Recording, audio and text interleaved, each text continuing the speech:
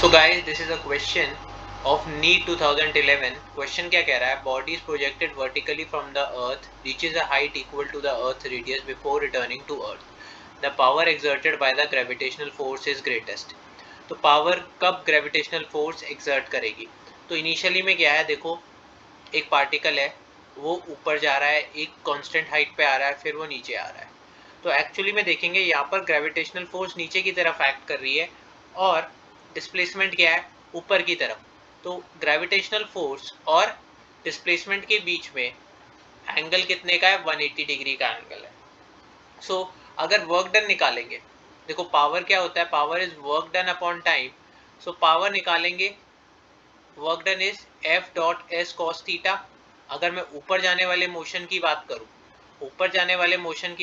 तो power is equal to force into S cos theta. Theta कितना मान लेते हैं? 180. तो कॉस 180 इज -1. सो पावर क्या आई? Minus F dot S. मतलब जो हाईएस्ट पॉइंट है उस पे जो पावर रहेगी वो पावर रहेगी minimum power would be minimum. ठीक है. तो अब ये क्वेश्चन क्या कह रहा है कि the power exerted by the gravitational force is greatest eight highest position of the body नहीं होगा. ठीक है. रिमेन्स कांस्टेंट थ्रू आउट भी नहीं होगा. Eight a instant just after body is projected. ये दोनों ऑप्शंस को हमें देखना है. तो अब बात करते हैं at a instant just when the body is going to hit the ground. तो सपोज वो ऊपर जाते हुए एस डिस्टेंस कवर करता है, तो नीचे आते हुए भी वो ऐसी डिस्टेंस कवर करेगा. अब यहाँ पर मैग्नेटिक आपकी ग्रेविटेशनल फोर्स नीचे की तरफ लग रही है और डिस्प्लेसमेंट भी नीचे की तरफ हो रहा है.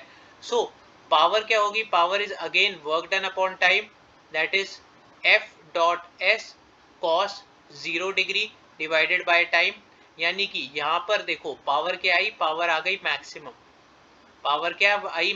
That is F dot S divided by T. तो नीचे आते हुए जैसे ही वो जमीन को टच कर रहा होगा तभी पावर मैक्सिमम रहेगी, और वो मैक्सिमम कितनी होगी? F dot S divided by T. So correct option is at an instant just before the body hits the ground.